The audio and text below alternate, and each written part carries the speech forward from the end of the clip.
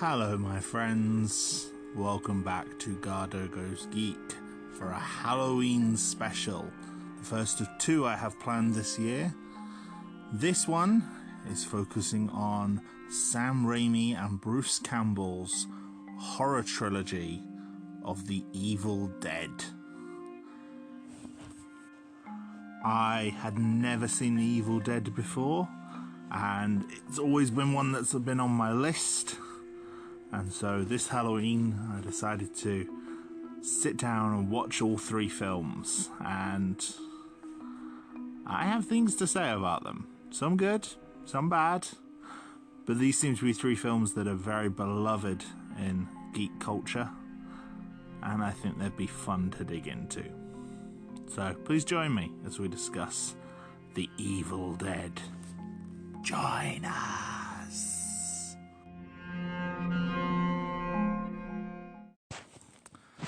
I have to be honest, I can't recall the first time I heard about Ash Williams and The Evil Dead. It was just something I was vaguely aware of for pretty much a long time. And when Sam Raimi was announced to be directing Spider-Man, which obviously myself as a kid, I was very interested in that, you know.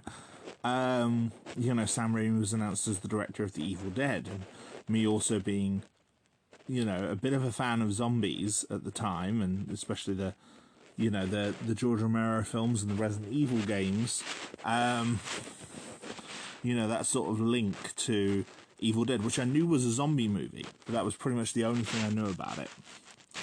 In that you could vaguely describe it as a zombie film. But I remember watching the Spider-Man films, more importantly playing the Spider-Man games, which were also narrated by Bruce Campbell, and just finding him very funny. And, so when I found out that there's a series called The Evil Dead, and he's in it, and he's the main character, and everything that you see in that persona and his other characters is there as Ash Williams. Oh, and he also has a chainsaw hand and a shotgun. Yeah, damn right, I was interested in watching this. But for some reason, I never got round to it. The movies never seemed to be on any streaming services that I could find, or if they were only available for rental. They weren't included as part of any packages. Quite possibly due to some nebulous rights issues around them. Being more independent films. Even when the reboot film came out a few years ago, I remember thinking, sure, that looks interesting, but I'm not as sold as I could be. I say a few years ago, it was nearly a decade ago. I had other things going on in 2013, unfortunately, which meant I missed that film in the cinema. I remember thinking it looked incredibly gory and very, very cool. And the fact that they were doing a lot of the special effects without CGI, like they were doing a lot of practical effects and a lot of, I remember reading a story that they were doing the same sort of training that people do when they do magic to do those sort of effects. And I'm like, okay, that sounds very clever. So they could try and capture as much in camera as possible. And I just remember thinking that was very, very cool, very interesting. I've still yet to see that particular Evil Dead film. I bought all three as a trilogy on Blu-ray, but I haven't bought that one yet. That'll probably be in the future. But, the trailers for it definitely looked interesting. I also found out that obviously Evil Dead had been one of the original video nasties in the UK. It had been banned. There was a notorious scene involving a tree rape, which, to me is probably the most egregious scene in the whole film that just seems unnecessary. And it's one that even Sam Raimi has said he's not particularly fond of, looking back at it. And I can totally see why. I think it's the one particular scene that I would probably remove from the film, or at least trim back. But then I also saw scenes of the film, and the Deadites in Evil Dead, they're not zombies in any way that I've seen before. They were talking, they were acting, they were using weapons, they were very different to zombies as I'd come to expect zombies to be. And of course that piqued my curiosity. And so, yeah, I eventually saw some clips online. I tried to stay away from huge spoilers. I knew that Ash had his hand possessed by a demon and ends up cutting it off with a chainsaw and then replacing it with the chainsaw.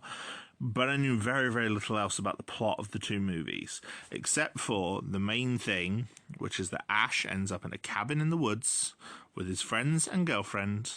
They read from the Necronomicon Ex Mortis, the Book of the Dead, and unleash this demonic evil that possesses people.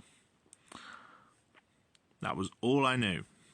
And that is basically the intro to all three of the films. It's like the main plot of the first film and is briefly summarized as an intro of the other two. And that is all I knew about The Evil Dead. And I'm still quite glad that I managed to go into these films almost completely blind. The actual films themselves, they were created by Sam Raimi, who, like I said, obviously I knew from Spider-Man, but, you know, this was his big break. He was a film student who was working in Super 8, you know, making films of his own, and, you know, as filmmaking became cheaper, well, not cheaper, but more affordable for everyday people, he was one of those people who would get involved in making these films, making his own films.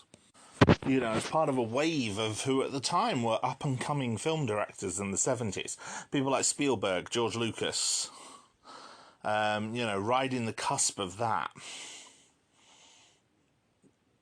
And Sam Raimi, with his friends, you know, Bruce Campbell, who plays Ash, and Robert Tappert, they made a little Super 8 horror film, almost as like a proof of concept, that was called Within the Woods.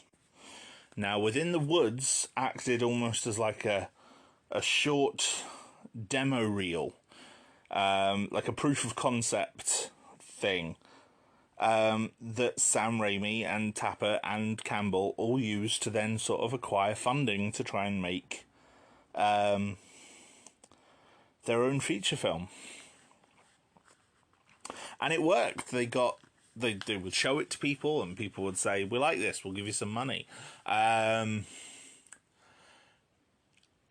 they ended up getting money not just from film industry types, but traveling salesmen, self-made entrepreneurs, even people in their hometown who just believed in them and wanted to give them some money and maybe see a return on their investment one day. And in the director's commentary of the first film, Sam Raimi actually reveals those people are still making money off this film, even 40 years later, nearly. So, yes, very, very good for them. They didn't meet their initial funding goal, though. They were hoping to get, I believe they said $90,000 to make the film. They didn't get that. But they said, you know, we can make this anyway, and people said yes. And then once they started making it, they were able to secure more money, mainly through the help of Irvin Shapiro. Irvin Shapiro was the film producer and distributor who had helped to get Night of the Living Dead out there. So he was a big name in horror and one they really wanted on board. And, you know, they showed Ivan Shapiro the finished film. Irvin Shapiro, sorry. And he agreed to help them distribute it and get it out. Shapiro was also one of the founders of the Cannes Film Festival. And so the film ended up being shown there, as well as in several local screenings, like they showed it at Detroit's Redford Theatre, where Bruce Campbell had grown up watching movies. And at Cannes, it was seen by Stephen King, whose rave review of the first Evil Dead film became a huge selling point. And that screening actually took place in 1982, so 40 years ago. And, the rest, as they say, is history. The film went on to be a huge success.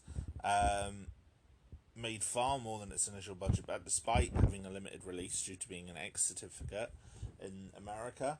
And, it was definitely successful, and it got Sam Raimi noticed as a filmmaker in Hollywood, and led to him taking on other roles and getting noticed by more and more people.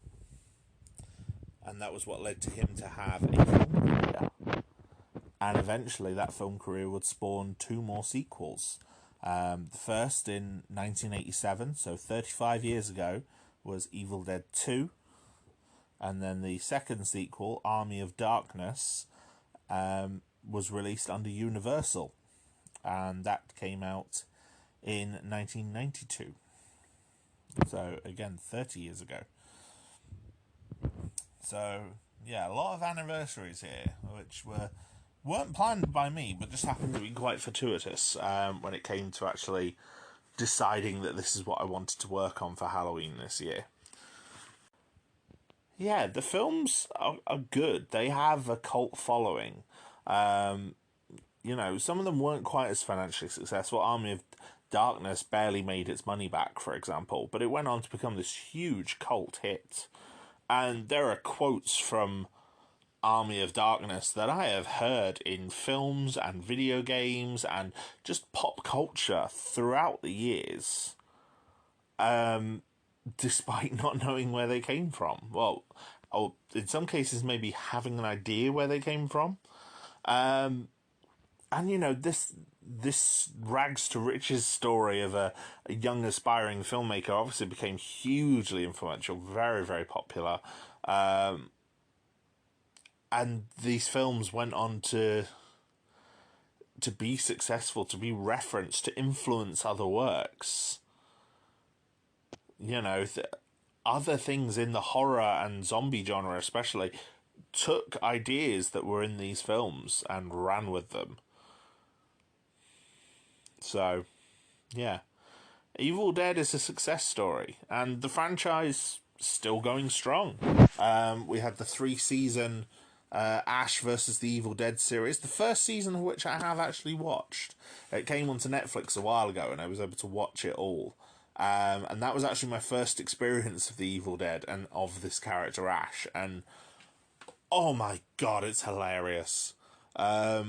It gets very creepy and spooky towards the end, but the opening episode is hilarious and has some fun set pieces and just stupid moments that made me laugh my ass off.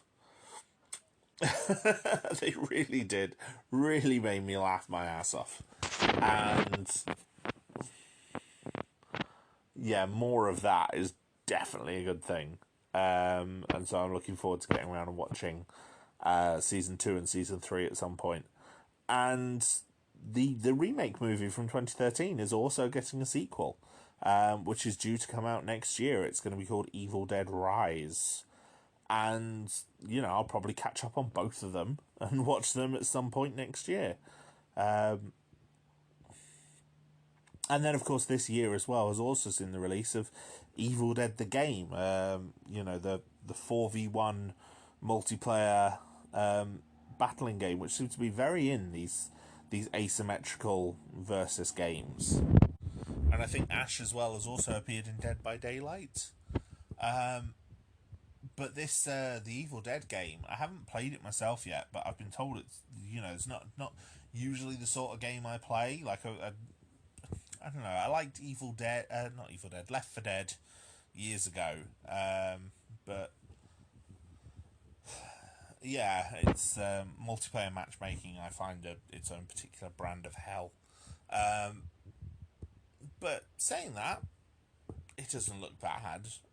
It looks very good. It's got a lot of characters from the series coming back, not just characters from the newer film or from Ash and versus the Evil Dead, but also characters from all three of these films. Like Ash is present 4 times in one of each of the character classes, depending on which version of Ash you're playing. From which film or. So let's dig into Evil Dead.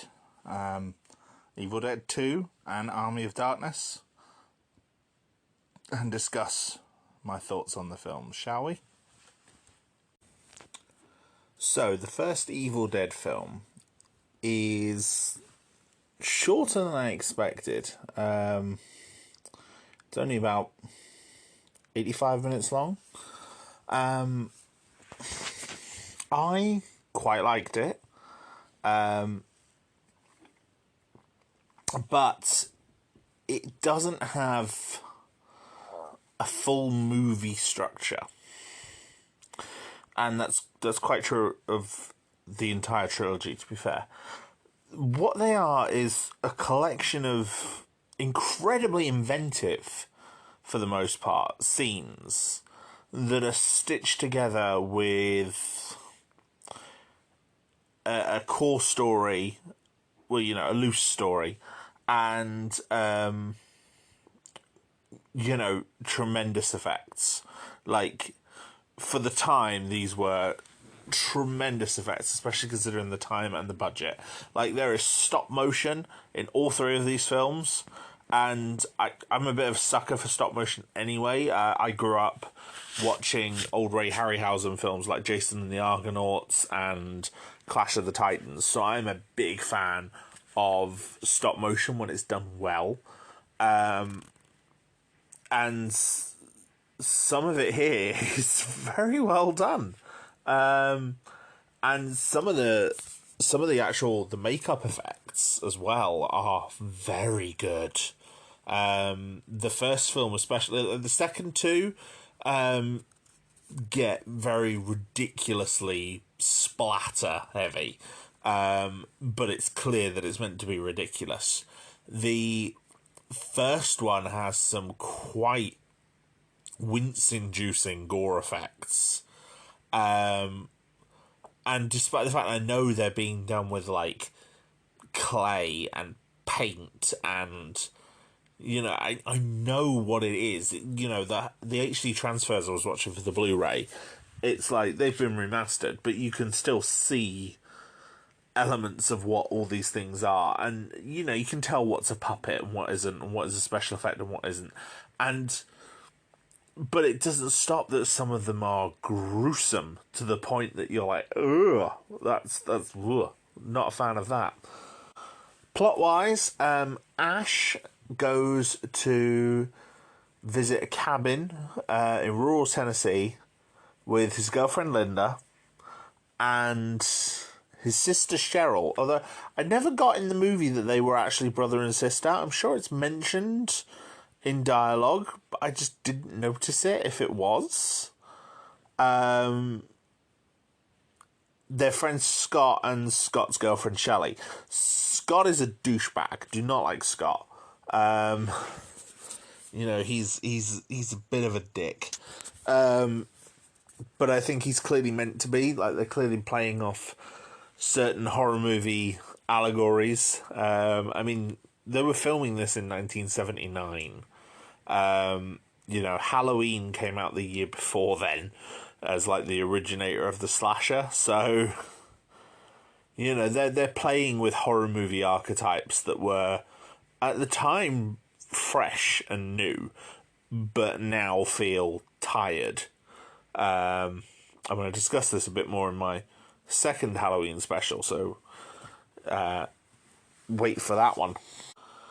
But, they drive over this bridge to this small cabin. The bridge is all isolated and rickety and shakes a bit while they're on it, and you think something's going to happen, but nothing does.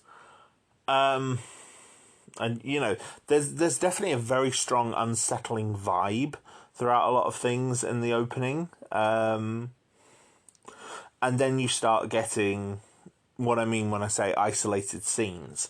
Cheryl is sitting and drawing a picture of a clock, and the clock that she's drawing stops, the clock in front of her, and she then hears the demonic voice tell her, "Join us," just whispering through the walls, and then her hand suddenly becomes like possessed and starts drawing a picture of the book with the face on the cover. And it's a very good scene, very unsettling, but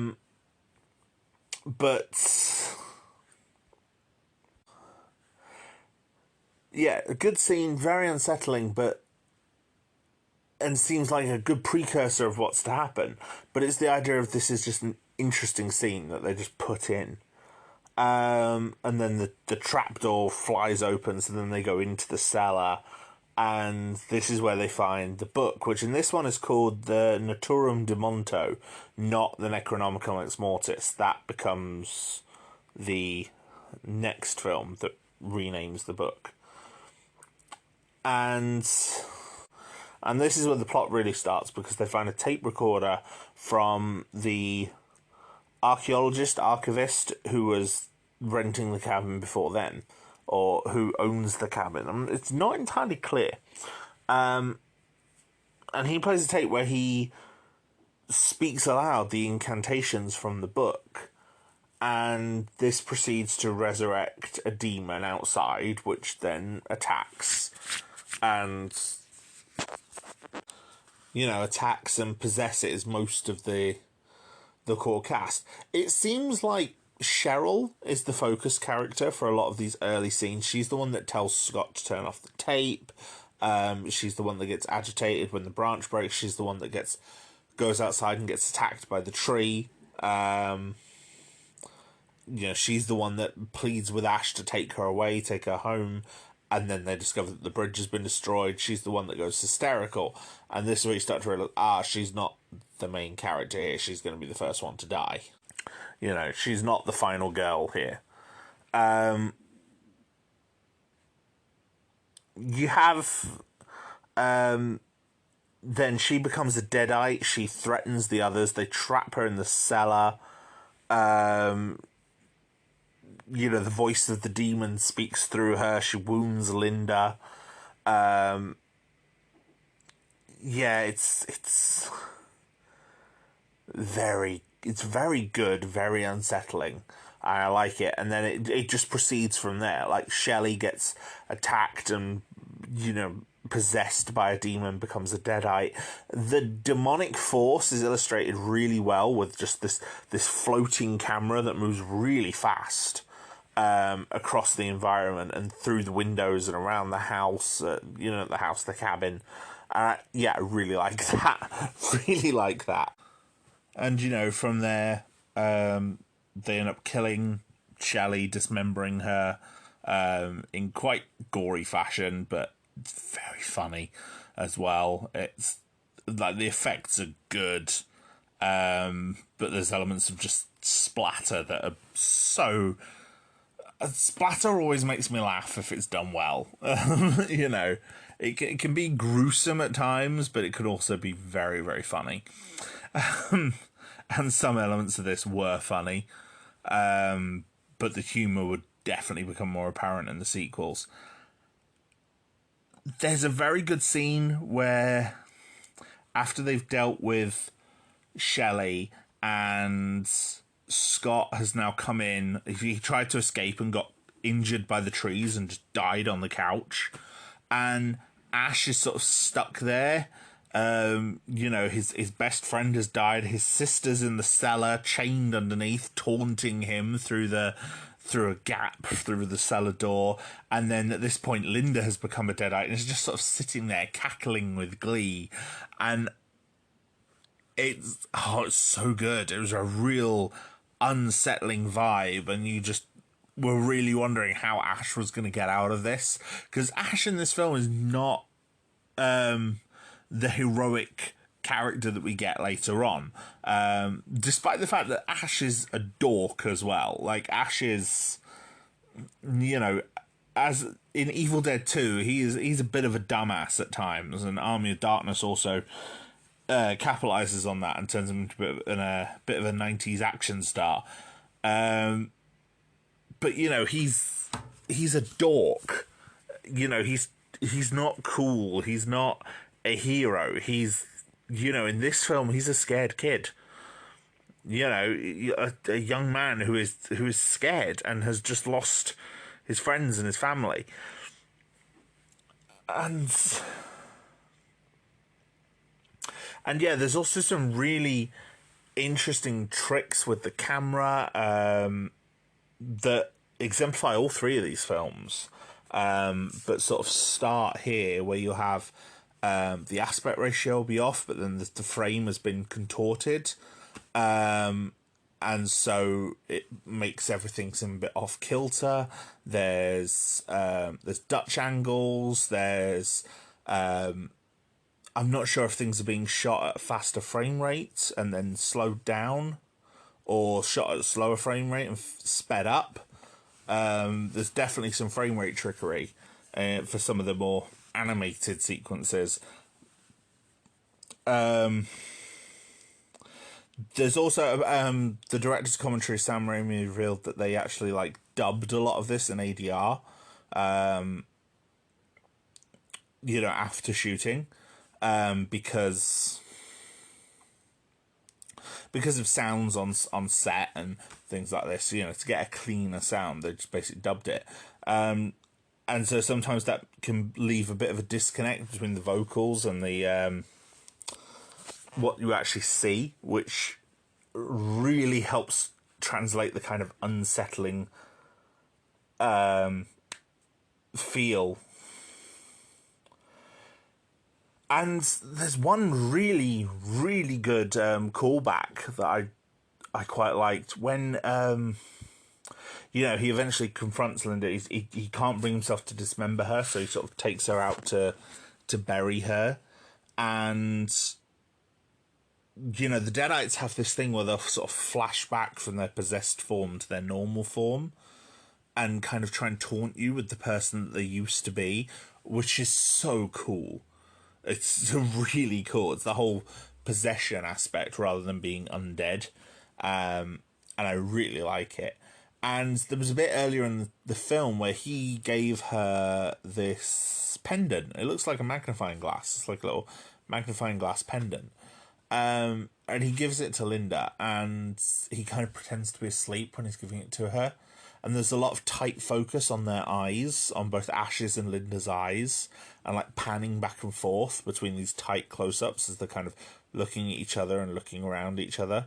And then later on, when he's digging the hole, she opens her eyes in the background, and they do the exact same thing with the tight panning on the eyes as he kind of looks for her, and then goes back to digging as she looks over and sees him.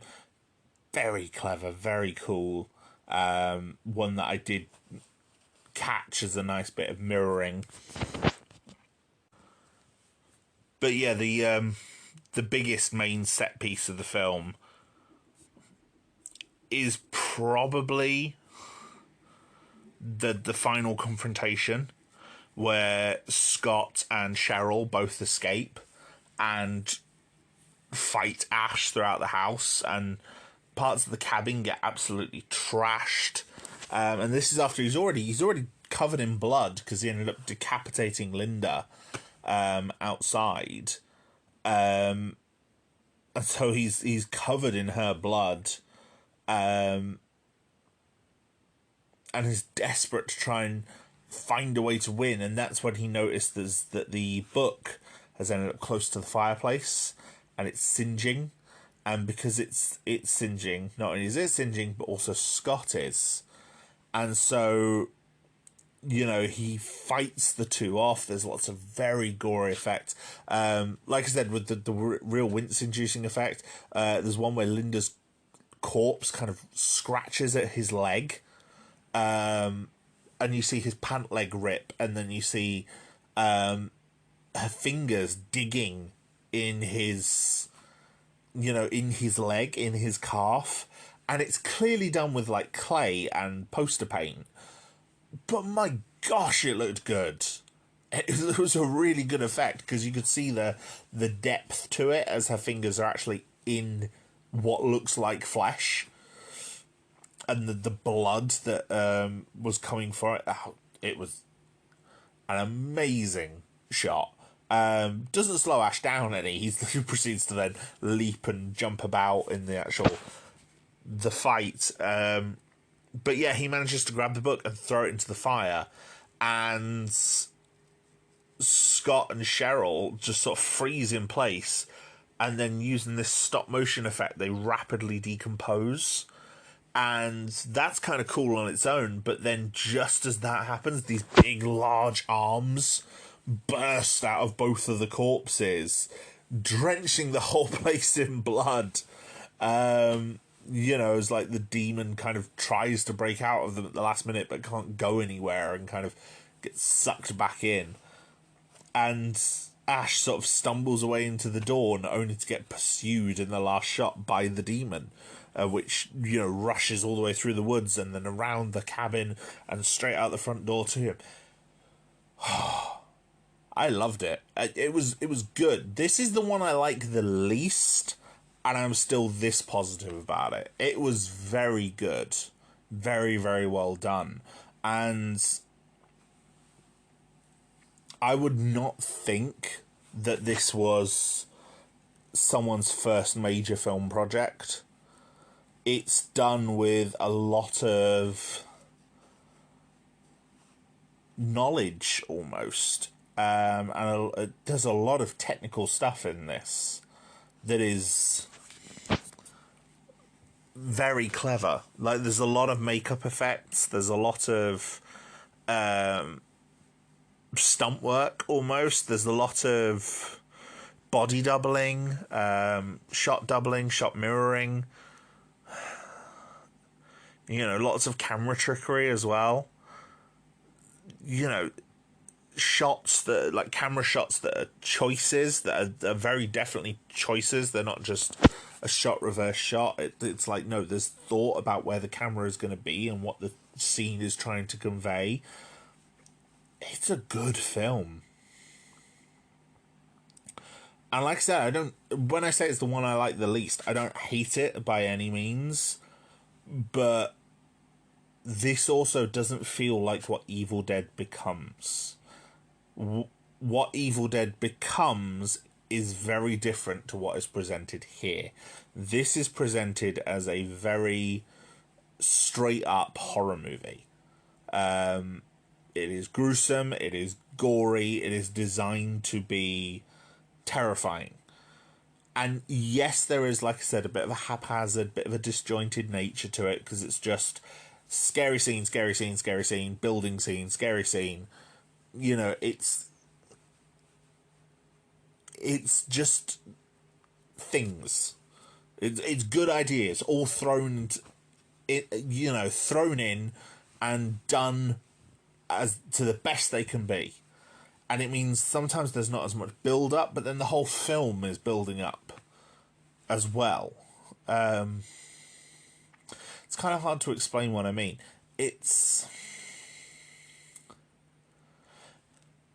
The characters are really undercooked. There's a lot of,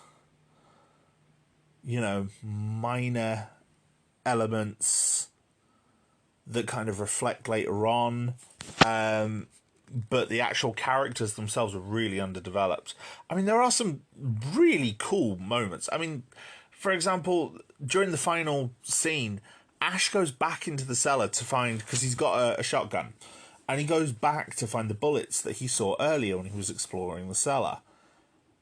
And it's at this point that you see, blood starts flowing in.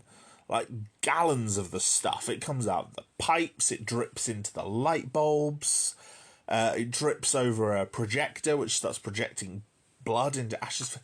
It's so gory. There's lashings of blood on screen, and it just gives such a tremendous unsettling vibe that I really like. We've been in this cellar once before, when Ash and Scott go down earlier on in the movie. You know, we've been into this cellar, we've seen it, we've been through these rooms with Ash, but now Ash is going through them in a panic, knowing that Cheryl could be down there, but she might not be down there. You know, and he's being unsettled by everything he's already experienced upstairs, and now what he's experiencing in the cellar. And yeah, it was good. It was good. I don't think, it is very different to what Evil Dead became. Evil Dead became a very, not to say it's not scary, but it is a very tongue-in-cheek franchise. Or at least it seems to be from my experience of it. There are elements of Ash versus the Evil Dead, which goes back towards the end of Series 1 to this same cabin with a new group of kids. And there are definite echoes to that original horror vibe and horror tone from the first film that I can see now that I've watched this film. But at the same time, Ash himself is a very different character. This Ash is not the Ash Williams that we come to know. No, that all starts in the next film. Evil Dead 2, for me, just goes bigger and better than the first one in pretty much every way. Now, how the film actually got made, it's, Irvin Shapiro was interested in doing a sequel, and Raimi had come up with the idea of a story where Ash was sucked through a time portal to the Middle Ages, where he would encounter more Deadites. And Shapiro did like the concept, and even took out adverts in trade magazines to promote it in 1984. But it got passed on by both Universal and 20th Century Fox. And so Sam Raimi went on to make his next film, Crime Wave, with the Coen brothers.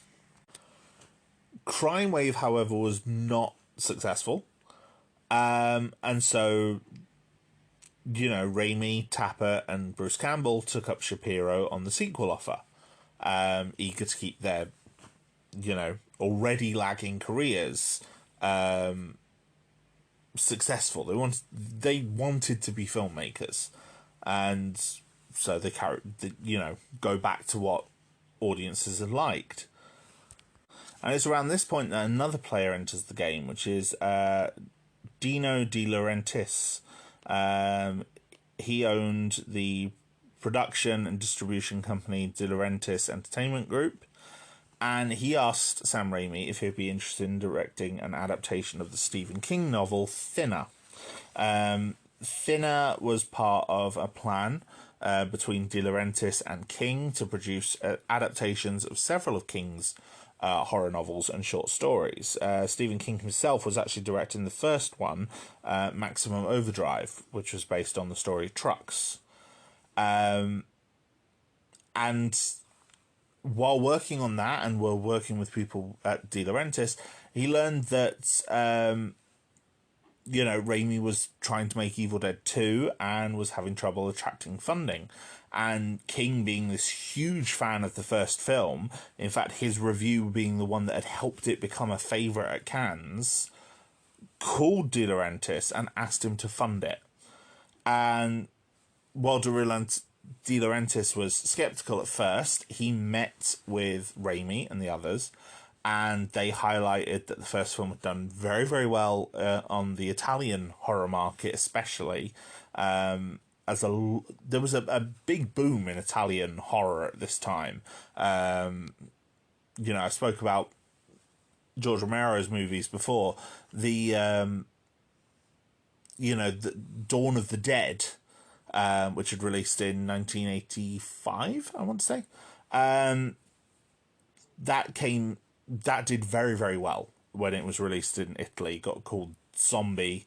Zombie got a wave of sequels, which weren't actually sequels to Dawn of the Dead. They were just other horror zombie movies that were being made around the same time and just marketed as subsequent zombie movies, the most famous of which, Zombie 2, became Zombie Flesh Eaters when released in the West. The rest of the West, Italy's still in the West. And Zombie Flesh Eaters was another one of the big video nasties due to its gore effects. Again, using clay, a lot of clay effects in that made it very, very good. It's a very good film. I do recommend it. Again, bits of it could be a hard watch. There's a moment where a character has their eye gouged out, which I found very disturbing to watch. But it also has a zombie fighting a shark, so you can't not like that. But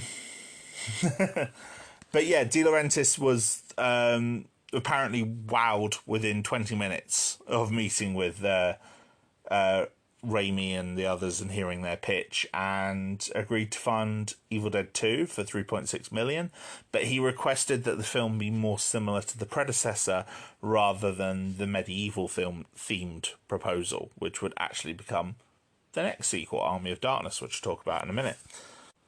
Sam Raimi also brought someone else aboard for this one, which was Scott Spiegel, an old friend of his who had also collaborated with Bruce Campbell and others on the Super 8 films that they had produced during their childhood in Michigan. Most of those films that Spiegel was involved with had been comedies, and so Spiegel wanted to make this film less of a straight horror than the first one, and help write the script.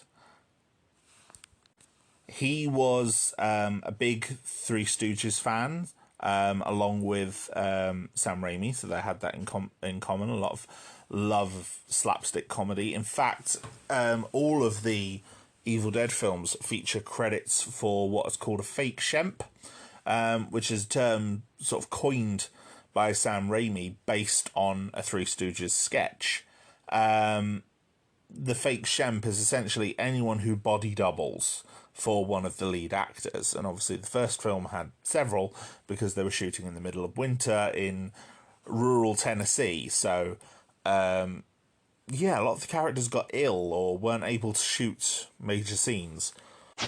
There were even some scenes that are almost a direct reference to one of Spiegel's own short films from his made when he was a teenager, called Attack of the Helping Hand, which was based on it was kind of a parody of hamburger helper adverts at the time. This film also, while starting almost in the immediate events after the first film, almost feels like a bit of a reboot in some ways. The Necronomicon Ex Mortis is still intact in this. It has not been destroyed like the book in the original film. The tapes of the archaeologist Raven Noby are different and make reference to his wife in a more overt way than they did in the original.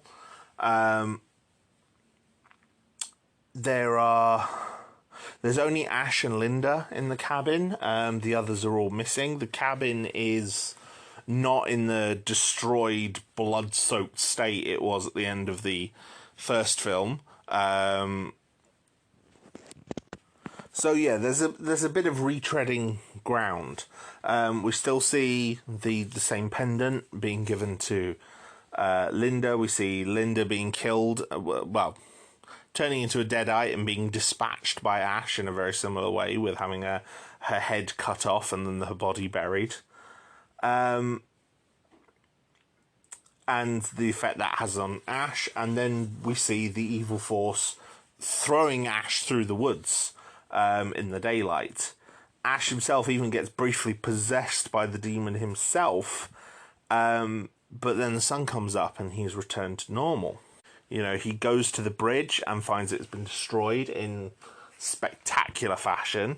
He ends up getting chased back to the cabin by the spirit and sees Linda recover herself, and this very spooky stop-motion dance sequence where her decomposing body puts the head back on and kind of does a dance outside. Very well choreographed. I did like that one.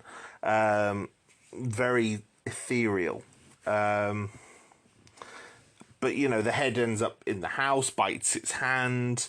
He takes her head to the woodshed. Lots of screaming on the part of Bruce Campbell. He is doing his best to be a horror movie victim. Lots of screaming, lots of yelling as he's being chased from room to room. This is where you start to see the speed up, slow down on the frame rate. Where, you know, things have obviously been shot slower and sped up. But I like it. I think it works really well.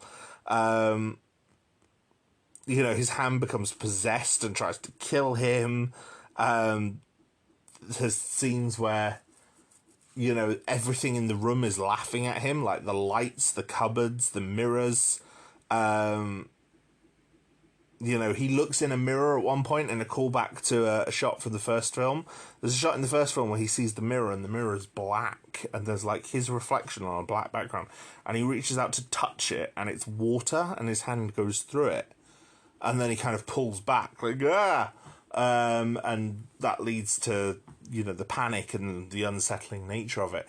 In this, he leans in close to the window and then the ash from the mirror reaches out and grabs him by the shoulders, and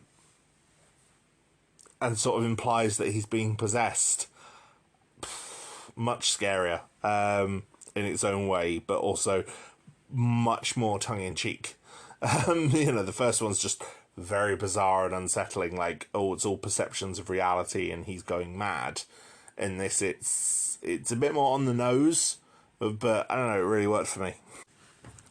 Ash isn't alone throughout this movie, though. It's not just him and Linda. He is joined by Annie Noby, the daughter of the professor, Henrietta Noby, the Deadite under the cellar, who was turned into a Deadite after the professor read the incantation, and he dispatched her and buried her in the cellar. So she comes up and attacks at some point. Annie has her partner, Professor Ed Getley. Let's say Professor, he's a very young man.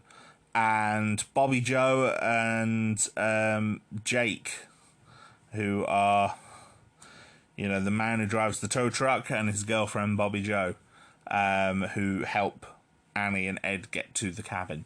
Annie has come back with new pages from the Necronomicon for her father to translate. She was still on the dig, and her father came back before her. You know, they come in, they find Ash missing his hand, brandishing a shotgun, covered in blood and viscera, after using a chainsaw to dispatch Linda in the woodshed, putting her head into a vice and cutting it up. You know, they find him mad and they assume he's killed her parents, and so lock him in the cellar, which is where he then gets attacked by the wife. It's very, very cool. I do like it. They end up sort of teaming up with Ash. You know, he helps save them from Ed, who's the first one to get possessed.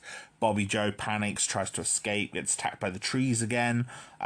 Fortunately, we don't see any rape in this. She just gets dragged off to her death. You know, it's... The tree scene in the first one is a bit gratuitous. It is. And like I said, Sam Raimi has commented on that and actually says he feels maybe he went a bit too far with it. I get what he was going for, and it's very schlock, and it's very much inspired by the sort of films that were being made at the time. But to me, it's the one part of the film that's aged like milk. It is just a bit too gratuitous. To have the character moaning in the way that Cheryl does, and with the nudity shot in a way to almost look gratuitous, not to look terrifying, not to make her look vulnerable, but to make her look titillating. Don't like it.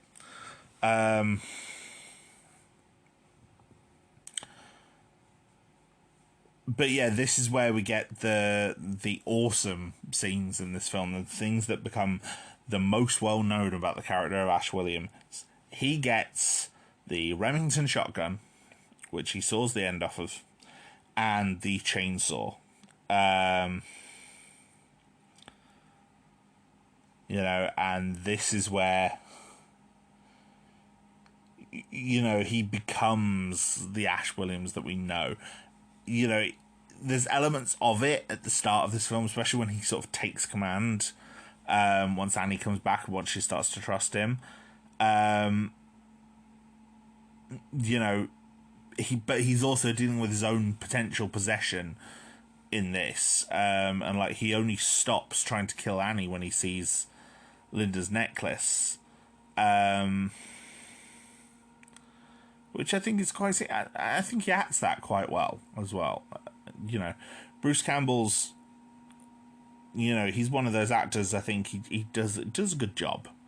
Does a serviceable job. And I think he plays one particular type of character very, very well. But he's trying to be, you know, emotional in that moment. And I think he does a very good job. You know, serviceable job at the very least. But yeah, the scene where he gets the chainsaw, builds the harness for it so that he can pull the cord without having to use his other hand, and he can keep the shotgun in his hand if he needs to. It's cool. And then he just walks up and just says, groovy. And yeah, I knew about the groovy years ago. I don't know how. In fact, I remember what my first exposure was to the character of Ash. My first exposure to the character of Ash was in the Marvel Zombies vs. Army of Darkness crossover comic, where they put Ash Williams in the Marvel Universe just as the Marvel Zombies event happens. And I remember seeing those on the newsstand, you know, not on the newsstand, at the comic shop. I remember seeing them at the comic shop and thinking, this looks really dumb and really cool. And I got it out from the library. It's one of those that's got tricky licensing. It's not been reprinted many times, but it was fun, and Ash was fun. And that moment where you get the chainsaw and the harness and the groovy, you know, that is the start of Ash becoming fun. And I really like it. It's dumb and it's silly, but it's fun. And, you know, then using this chainsaw hand and the shotgun, he comes in and deals with the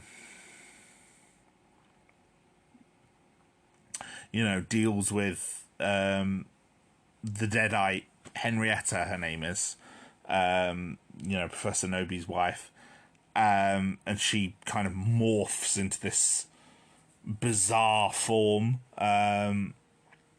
again aided with stop motion effects and puppetry and all sorts of cool things.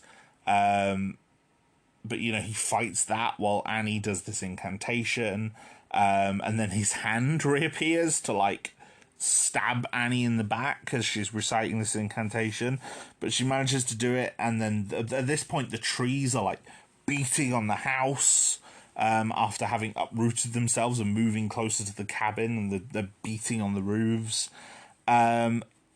But, you know, this big whirling vortex opens, which tries to draw in the demon, which by this point is this enormous puppet that's reaching through with, like, a tree hand that's kind of grabbed Ash and is, like, pulling him towards this amazing head that's in the door. It's so cool. But then Ash himself is just kind of lost. You know, Annie dies, unfortunately. I get why, but it just seems that everyone around Ash dies.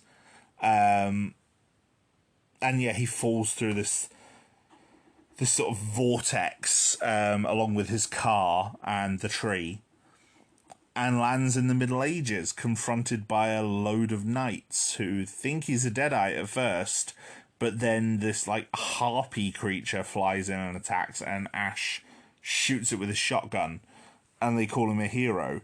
But then they're like, oh, he's come to save us, and he just like breaks down, just like, oh no, get me out of here. And yeah, it's fun. It's fun. There's still a bit more of there's still a disjointed element to it in terms of it's just idea after idea. But the narrative, I think, is a bit stronger in this one. And Ash's performance is better. You know, this is the evolution of the Ash that we know. And, you know, he's becoming this character that became so iconic. And this is where it starts. It's not in the first film, it's in this film. And, you know, there are dumb, stupid moments, like, you know, the demon hand grabbing plates and smashing him over the head with it, and he's just doing pratfalls everywhere, and he's throwing himself into this quite literally in some cases. But oh my gosh, is it fun to watch. And the splatter in this gets ridiculous. There are jets of blood, but not in the same way as like the pipes leaking blood in the first film. These are geysers of blood that just explode from wounds and all sorts. It's so dumb, but so very fun and very clever and fun to watch.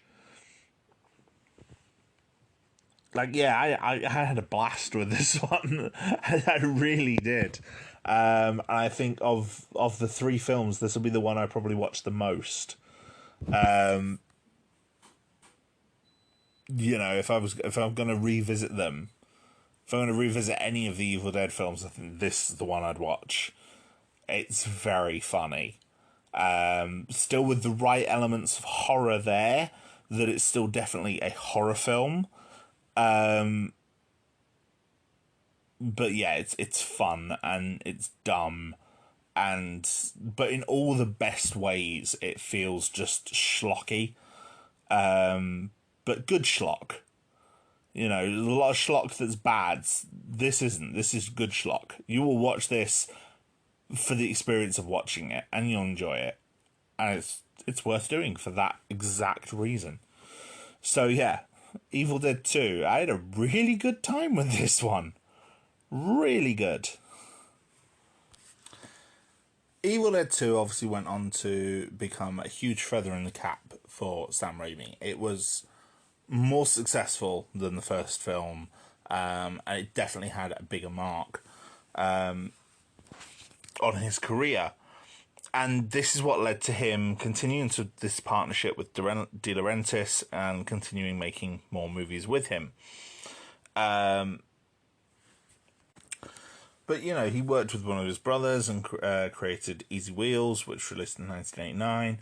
He wanted to make an adaptation of the pulp hero The Shadow, but couldn't secure the rights. The Shadow would get his own movie with Alec Baldwin in the early to mid-90s, 1994, I believe. But he couldn't secure the rights, so he did his own film, which was Darkman, starring Liam Neeson. And at this point, De Laurentiis was working with Universal and had engaged in a multiple picture deal with Universal. And so not only was Darkman one of those films, but so was the sequel to Evil Dead 2, which became Army of Darkness. Spiegel wasn't able to come back for Army of Darkness. He was busy rewriting a Clint Eastwood film called The Rookie that he was working on at the time. And so Sam and Ivan, his brother Ivan Raimi, decided to co-write the film together. They worked on the script while producing Darkman. And after they finished Darkman, they then took it and worked on it in a bit more detail. Sam Raimi said that Ivan had a good sense of character, and that he brought more comedy to the script. And you can tell this is a much funnier film. And, you know, there was definite plan to get out of that cabin, to move on for the story, and to use this medieval setting and do something different. The title was originally called Medieval Dead, which I think I prefer, before eventually becoming Army of Darkness. Army of Darkness itself came from an idea by Irvin Shapiro, based on the adverts that he took out for Evil Dead 2, Army of Darkness. Now, this one cost a lot more, and obviously this isn't just due to inflation, it was due to the bigger scope. You know, the period medieval setting, you had to have extras and full body suits of armor. There was a lot of puppet effects for the Deadites. There's the whole Army of Darkness, the whole Army of the Dead, that involved a lot more work. There was even more creature effects and more special effects. Like Evil Dead 2, most of the creature effects were handled by the team of Greg Nicotero, who I've spoken about before in my podcast. I'm a big fan of his work. He's got a very diverse lineup of films that he's worked on. You know, everything from being involved in Predator to the George Romero films under Tom Savini, through to The Walking Dead, but even on things like Serenity and Kill Bill and Hulk, you know, and Transformers and Spider-Man. You know, he's done a lot of stuff. A lot of very good stuff, a lot of stuff I've quite liked. And, you know, his effects work is always usually quite good. And his effects work in this was on most of the special effects characters, but not on the main characters themselves. They had their own special effects team. And there was also Tom Sullivan, who had worked on Within the Woods, Evil Dead, and Evil Dead 2, who also contributed to visual effects, and he did some of his own stuff as well. But of course, a higher budget comes with studio interference. While De Laurentiis gave Raimi and his crew pretty much carte blanche freedom to shoot the film the way they wanted to, Universal took over during post-production. They weren't happy with Raimi's cut because they didn't like his original ending. The original ending of the film features Ash taking drops of a potion to sleep away the centuries. And he takes one drop too many and wakes up in a post-apocalyptic future.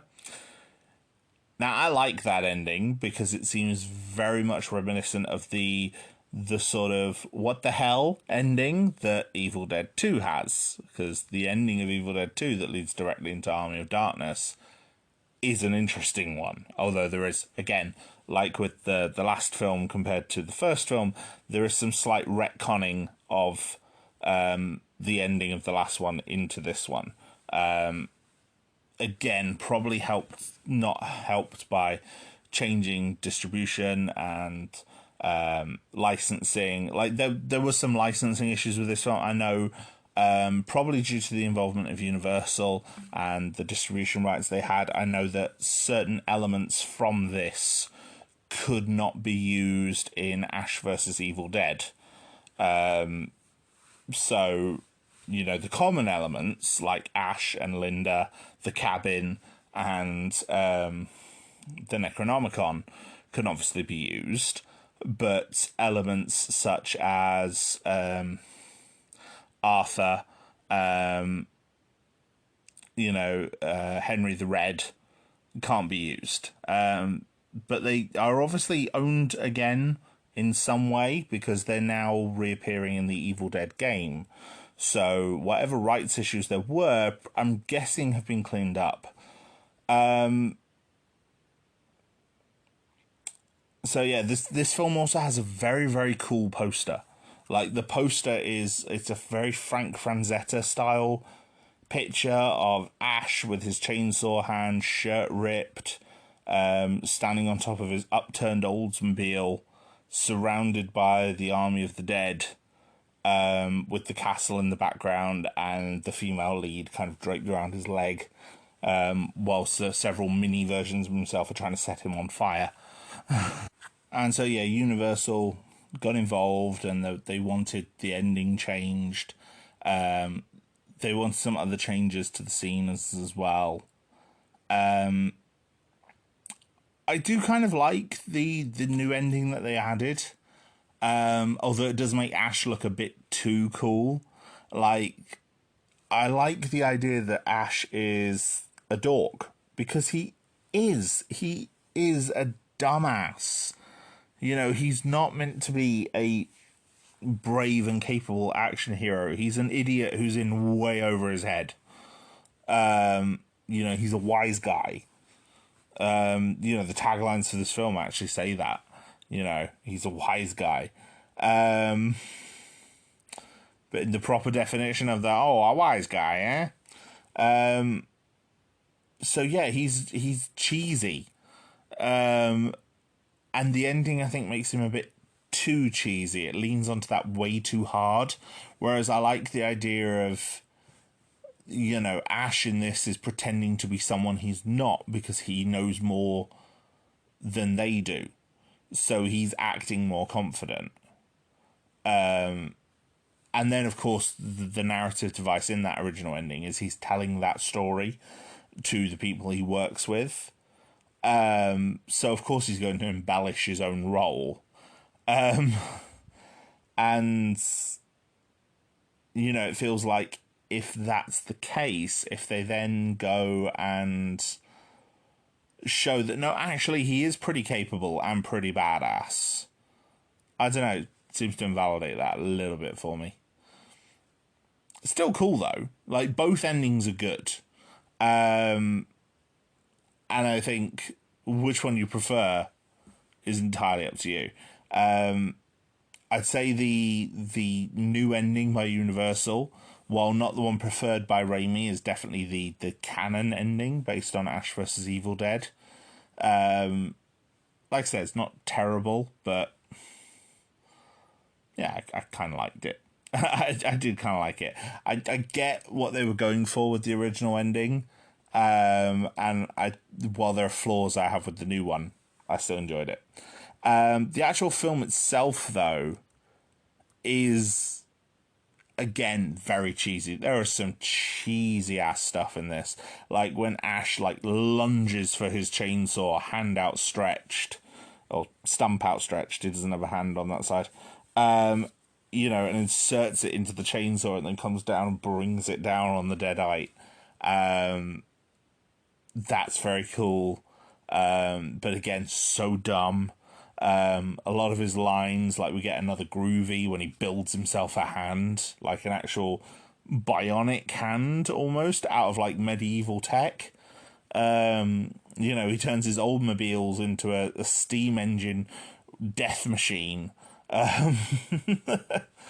It's so bizarre and so dumb, but I really enjoy it.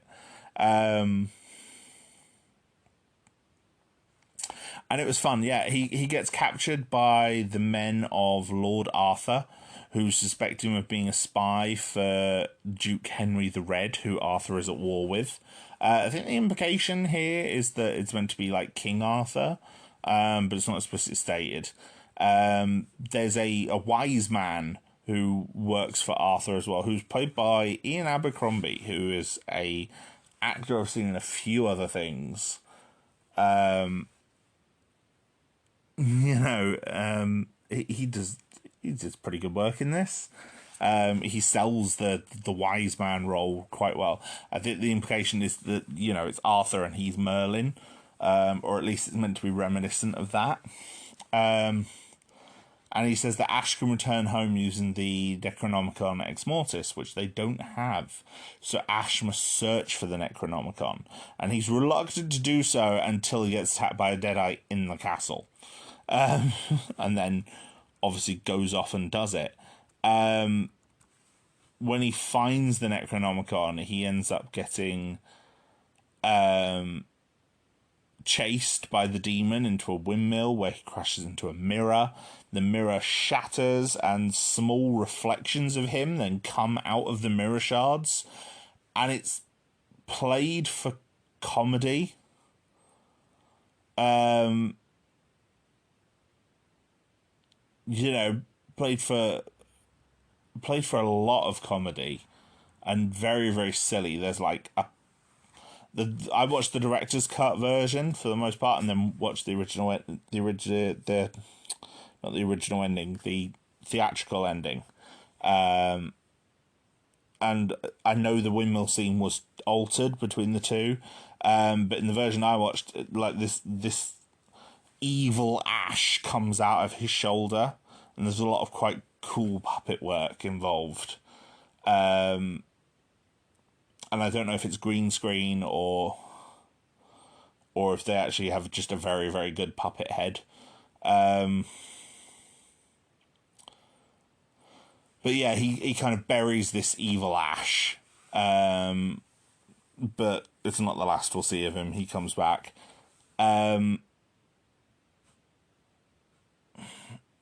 He finds 3 books. He has to guess which one's which. He gets traumatized by the 2 false ones before grabbing the other one. But before he gets told words to say, which are Klaatu, Barad, and Nikto, which is obviously a reference to the day the Earth stood still. But he mispronounces it. And so that causes Evil Ash to rise from the grave and bring a whole load of other Deadites together as well. And even the Deadites themselves, the voices for them, they are being dumb and silly, and there's comedy in there. It's clever. You know, Ash gets back. He demands to be returned home. He's already had a dalliance with Sheila. I'm not sure if it's ever really explained who she is. Oh, she's the sister. She's Arthur's sister. Or the sister of one of his knights. I think she lost her brother, and she initially blames it on Ash. And Ash let the captured Henry the Red escape earlier on as well. I bring that up because it becomes important. Sheila's got attached to him. They slept together earlier on. And she feels horrified about the fact that he's turning his back on them and sort of leaving them to die. And it's implied that, yeah, this is because Ash is, you know, he just wants to go home. He doesn't care about them. He's been through his stuff. He's but also a bit of a douche. But then Sheila gets abducted by a flying Deadite and is transformed into one when Evil Ash kind of forces himself on her, which again, aged badly in hindsight, but it's interesting. Seeing her as the evil Sheila, riding with Evil Ash almost as his queen, at the head of the army of darkness. It's kind of cool. But her abduction is what prompts Ash to stay and to use his high school chemistry and engineering textbooks, to turn the Oldsmobile into a weapon of war. He starts to mobilize the people, tries to train them how to fight. You know, he asks for aid from Henry the Red. And then you just end up with this big battle. And, you know, he manages to save Sheila. He manages to defeat the Deadites. He manages to bring peace between Arthur and Henry. He manages to kill Evil Ash. And, yeah, then he manages to return home, where he tells this whole story to co-workers who clearly don't believe him. And then one female co-worker suggests she is interested, but then another Deadite attacks him. because once again, it turns out Ash got the words wrong. Because in this version, instead of taking a certain amount of drops, he has to say the words again. And, you know, he manages to kill the Deadite using the rifle. Does the whole "Hail to the King, baby," kisses the girl. And it's cheesy, and I kind of love it. The thing is, this isn't a horror movie. Like, I like this movie, but it is not a horror movie. And not in a way that, like, Evil Dead 2 was more of a comedy. Like, this, like, visually and tonally does not feel like a horror movie.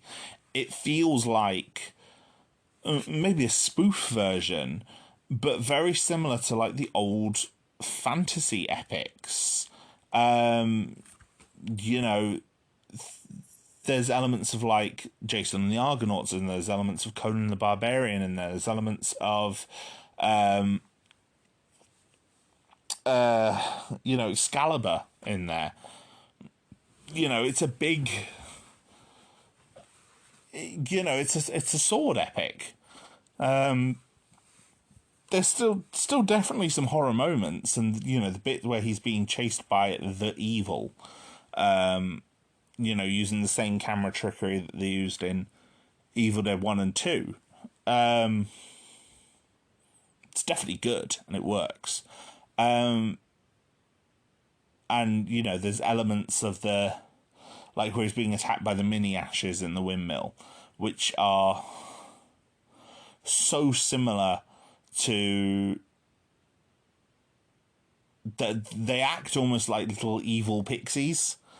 You know, rather than the true horror of the Deadites that we've seen up until now. But you know, they're not. It's not a horrifying scene. It's played for comedy. It's played for comedy in that scene. It's not horror. None of this is really horror. It's a fantasy story with some horror elements and a lot of comedy. And that doesn't make it bad. Like, it's a good film. I enjoyed it.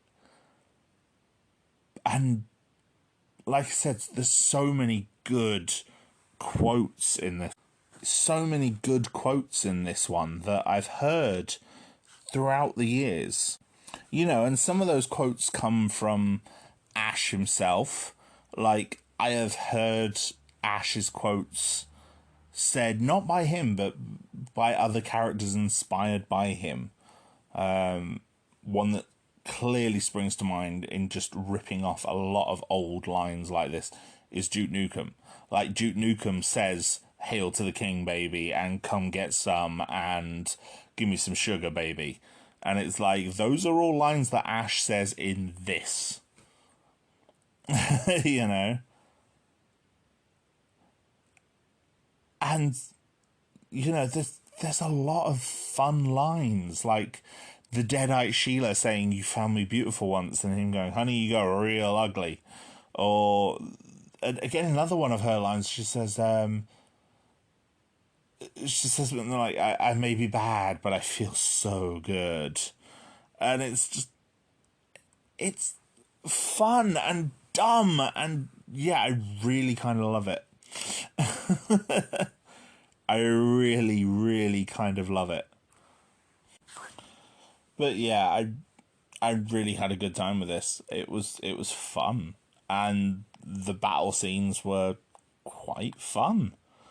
You know, loads of these real puppets, you know, and yeah, their movements are a bit janky at times, but seeing all of the skeletons actually on screen, actually doing something, you know, sometimes that's better, and it's got a charm to it that modern CGI just doesn't have. Same with the stop motion effects, of which there are still some in this as well. You know, it's something you don't get anymore, and it's, for the most part, I mean, I know there are still exceptions, like Cubo and the Two Strings, which was fully stop motion, came out a few years ago. But stop motion is the minority now, and there's something real about it. There's something to be said by real effects, and I like that the Evil Dead film, the 2013 one, the remake, went hard going back to those sort of effects. I also misspoke earlier, by the way, when I said Army of Darkness came out in 1992. It did, in the fact that it premiered at the Sitges Film Festival in 1992. It wasn't actually released until 1993.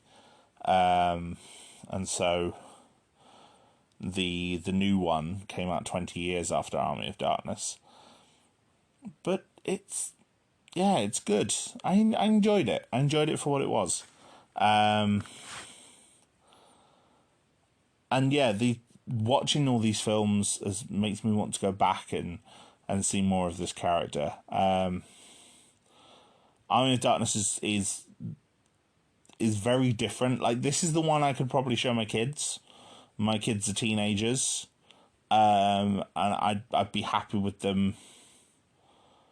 I'd be happy with watching them all eventually.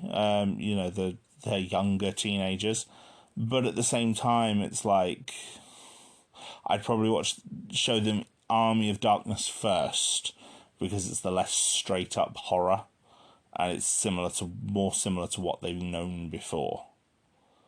But I'd also definitely show them Evil Dead 2 when they're a bit older, because I think they'd both love it. My two oldest, I think they would really get a kick out of it, because it's funny and dumb. And so, yeah, I had fun watching these, and I recommend other people watch them, because they are good. They are good. There's not much more I can say about them. They are good. I'd recommend watching them. If you haven't seen Evil Dead already, go and give it a watch. You'll enjoy it.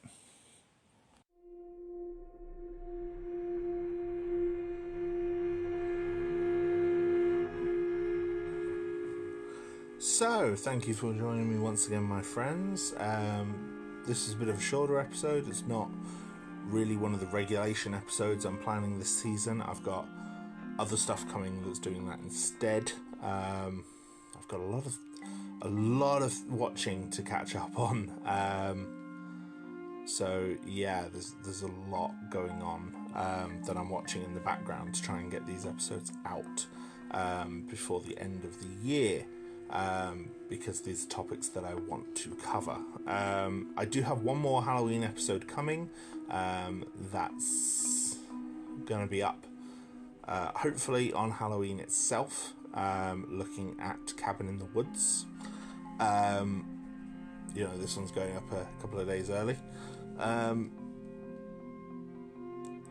I enjoyed watching these Evil Dead films. I think if you haven't seen them, you will enjoy them. If you have seen them, if it was ages ago, watch it again. And, as always, I'd love to hear your thoughts on this or anything else I discuss on this podcast. Reach out to me at all the usual places.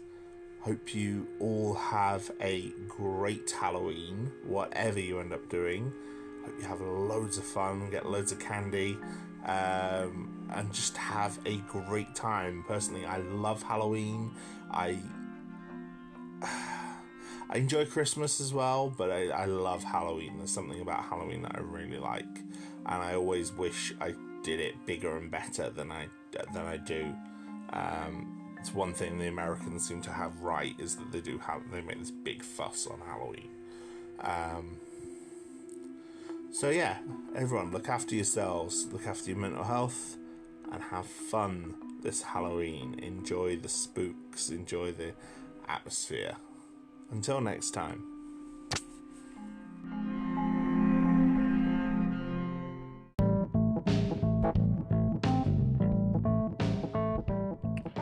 Thank you, my friends, for once again joining me on Garhdo Goes Geek. Your continued support for this podcast means the absolute world to me, and I am grateful for every single one of you who stays and listens to one of my episodes. it means the absolute world. Now, if you would like to engage more with me or the podcast, we have a Discord community, small but growing, and we now have commissions open on Ko-Fi. So if there's a topic you would like to see me cover, you can pay me to cover it. All funds will be used for legal purchase of the relevant items where I do not have them. Have a look on the link tree for more information. Until next time, look after yourselves.